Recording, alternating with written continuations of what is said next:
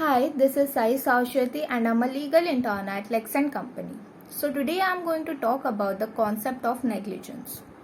The negligence has been defined in the Indian tort law. And we know that Indian law of torts is derived from the English common law principles.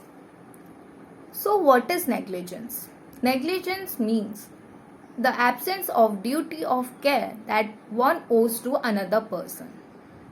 So, what duty of care? We know that we are living in a society, and being in a society, we owe some duty towards other. Like we cannot be so negligent in our activities so that the other person will suffer. For example, let's take the example of road accidents.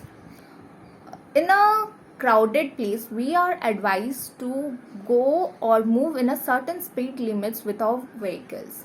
If we exceed the speed limits and subsequently there is an accident, that means not only we have suffered in the accident, the other person also has suffered.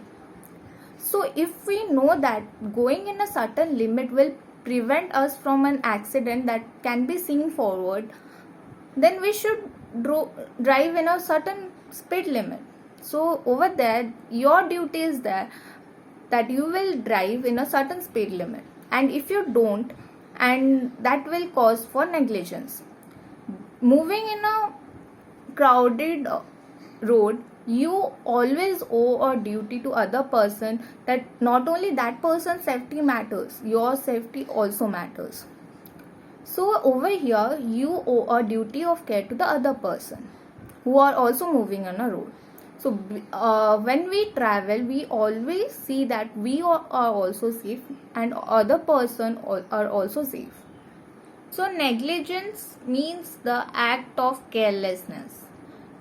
In a particular situation, how an ordinary prudent man or a reasonable man has to act, that action is being missing, or that action has been done in the particular situation will amount to negligence. Negligence has been characterized in three forms. First one is nonfeasance. Nonfeasance means the act of failure to do something which a prudent or reasonable man is expected to do. For example, failure to carry out the repairs of an old building which should have been done. The second category of negligence is misfeasance. Misfeasance means the act of not doing an action properly which have to be done properly. For example, doing the repairs of an old building, by doing so they use a very poor quality of materials, and that will cause for the destruction of building. This is called misfeasance. The third one is called as malfeasance. This means that the act of doing something which should not have been done in the first place will called as malfeasance. Many elements that has to be invoked for drawing a case of negligence. The first one is duty of care. Duty of care is one of the most important element that has to be drawn for the case of negligence. In the given case, the defendant should owe a duty of care while performing his act towards the plaintiff. So this duty of care should be lawful or legal. Unlawful or illegal acts cannot be considered as duty of care. The second one is the duty of care must be towards the plaintiff. A duty arises when the law recognizes a relationship between the defendant and the plaintiff and requires the defendant to act in certain manner so that the plaintiff will not get any harm. So over here, the duty of care must be given by the defendant towards the plaintiff. The third one is that there should be a breach of this duty of care. It's not enough that there should be a duty of care and that duty of care should be owned by the plaintiff from the defendant. So in proving the defendant owed him a duty of care, but he also must establish that he has breached that duty of care. And when he's breached that duty of care, an act of negligence will come up. This is not only the essential element. The breach of duty of care should also give cause to an actual cause of damage.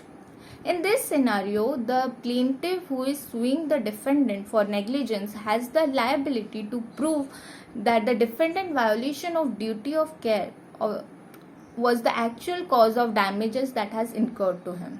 The damages may be in form of he must hit himself, like he must be injured, or any other type of thing. The fifth element is the proximate cause. Like the plaintiff must know that if he does any act or abstain to do any act that will cause to negligence and suffer the plaintiff for the action that he has caused, or he is not doing the act. Proximate cause means legal cause, or the cause that law recognizes as primary cause of injury. It may not be the first event or the last event that has caused by the plaintiff. Instead, it is an action which produces foreseeable consequences without intervention of anyone else. So the fifth one is proximate cause, and the sixth one is consequential harm to the plaintiff. That means the damages only that has been incurred by the plaintiff for the negligent act of the defendant. So these were the 6 essential elements that were there for drawing a case of infringement. The first one is duty of care. The duty of care should be for the plaintiff, and there should be a breach of duty. This breach of duty will incur damages to the plaintiff, and there should be a proximate cause. These were the 6 elements that has to